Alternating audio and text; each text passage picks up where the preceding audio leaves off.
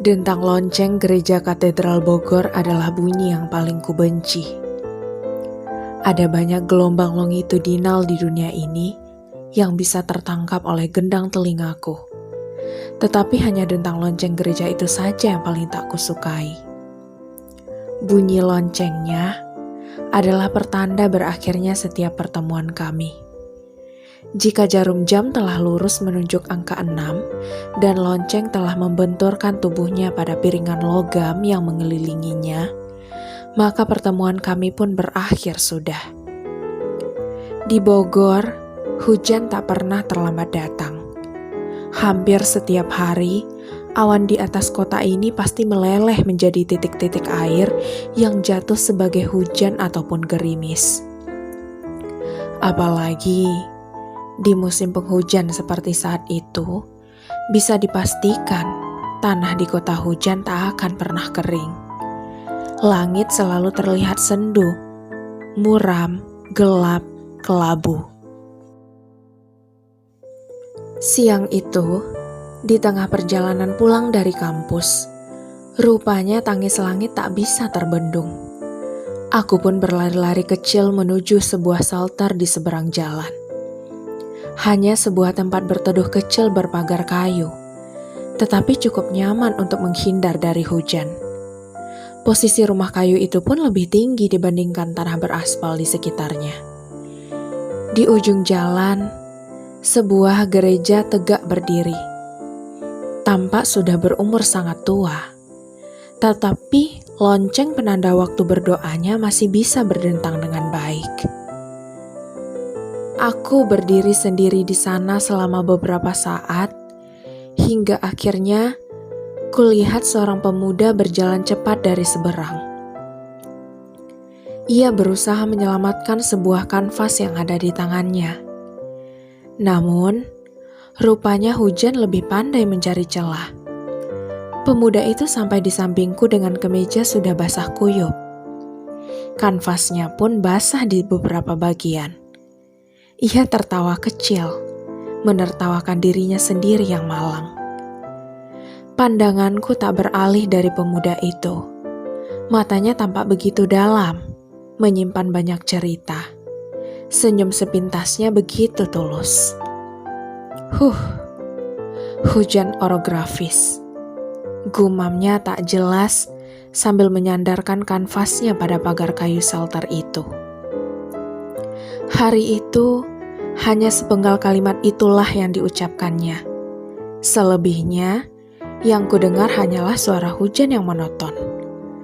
Aku sendiri diam membisu sambil sibuk menghitung tiap tetes air hujan yang turun dari langit. Kunikmati titik-titik hujan yang sesekali jatuh dengan nakal ke wajahku itu.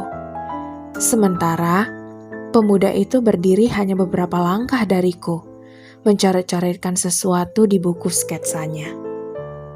Hujan masih belum mereda ketika lonceng gereja Katedral Bogor di seberang berdentang. Pemuda pembawa kanvas itu gelisah memandangi langit yang belum juga kering. Dentang lonceng itu seperti sebuah peringatan untuknya bahwa ia harus segera pulang. Maka, tak peduli akan hujan yang masih terus berjatuhan, ia pun bersiap pergi. Diterobosnya tirai hujan itu dengan langkah cepat sembari menyelamatkan lukisannya. Aku masih berdiri di bawah rumah kayu itu, mengulum sebuah senyum. Kuperhatikan pemuda itu hingga sosoknya menghilang di persimpangan jalan. Saat-saat seperti apakah yang paling kamu sukai? Ada banyak hal yang terjadi sepanjang waktu dalam hidupmu. Saat-saat penerimaan rapor, saat bermain piano di tengah sebuah orkestra, atau saat berlari bebas di padang ilalang yang luas.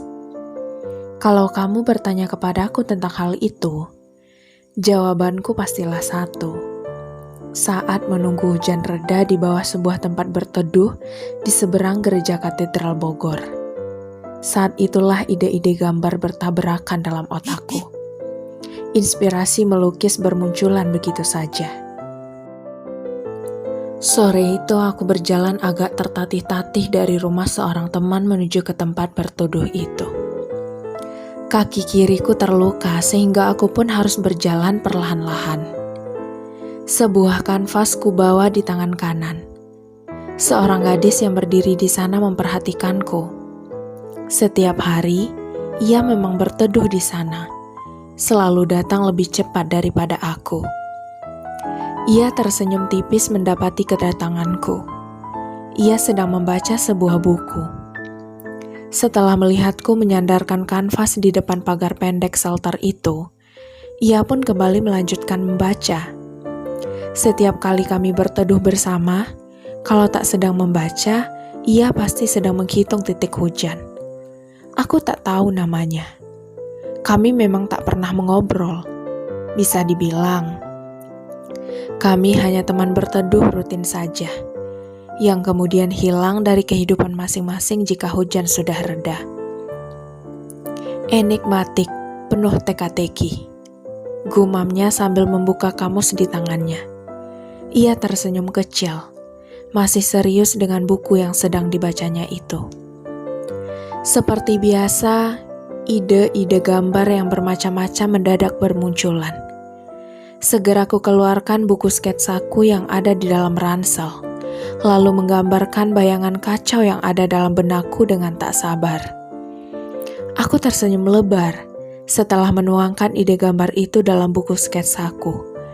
Tak kusadari, sudah berlembar-lembar sketsa yang kubuat selama menunggu hujan reda di bawah tempat berteduh itu. Seandainya bisa, aku ingin seperti itu terus, membuat sketsa sambil menunggu hujan mereda, ditemani seorang gadis yang tak kukenal. Namun, waktu tak pernah mengizinkan yang demikian. Lonceng gereja di seberang seolah selalu dibunyikan lebih cepat daripada semestinya.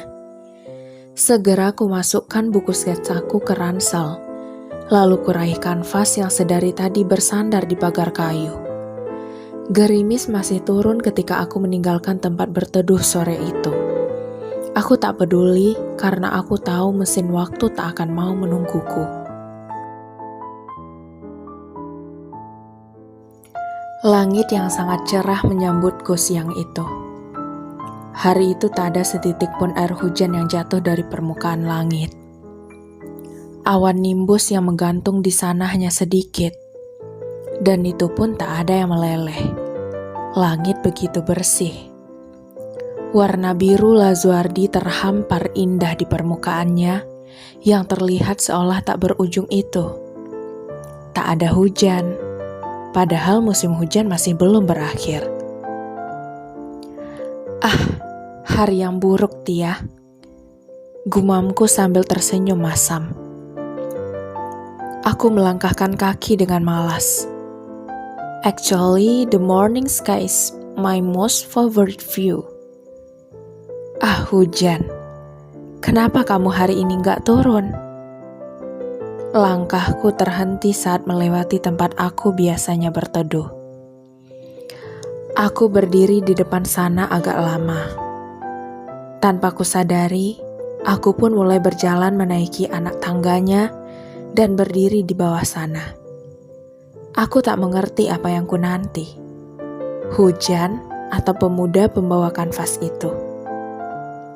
Aku tak menyangka ketika akhirnya ku dapati pemuda itu datang. Ia menengadah sekilas pada langit yang kering, lalu tersenyum kecil kepadaku. Sedang menunggu apa? Bukankah hari ini sangat cerah? Tanyanya sembari menyandarkan kanvas yang tertutup koran pada pagar kayu. Aku tertawa kecil. Kamu sendiri menunggu apa? Ia memutar bola matanya. Mungkin sedang menunggu hujan turun. Aku baru mau pulang kalau ia sudah turun dan mereda, katanya, dan kami tertawa bersama.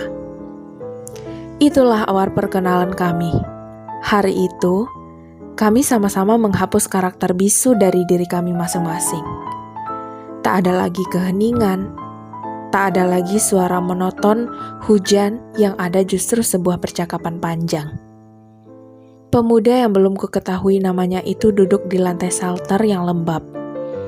Sepertinya kaki kirinya memang terluka, sehingga membuatnya kesulitan berjalan. Namun, luka itu dibiarkannya saja terbuka. Ia terlihat tak begitu peduli.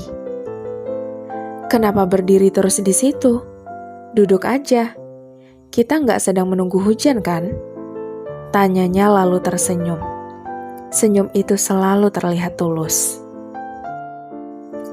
Aku tertawa kecil, lalu duduk beberapa langkah di sampingnya. "Kakimu sepertinya terluka parah," kataku. Pemuda itu tersenyum tipis. "Nggak apa kok, cuma luka kecil," jawabnya. Aku hanya mengangguk dan tersenyum. Dia meraih kanvasnya dan membuka koran penutupnya. Sejak kami bertemu, kanvas yang dibawanya itu selalu tertutup. Ketika ia membukanya, kudapati sebuah lukisan cat minyak yang sudah hampir selesai. Terlukis di sana seorang perempuan yang duduk di atas kursi roda, memandangi sebuah lukisan dengan sorot mata yang tajam bercampur ketakutan. Lukisan itu tampak nyata, membuatku ingin tahu apakah ada kisah di baliknya. Pemuda itu mengeluarkan sekotak cat minyak dan 2 buah kuas dengan ukuran yang berbeda dari dalam ranselnya.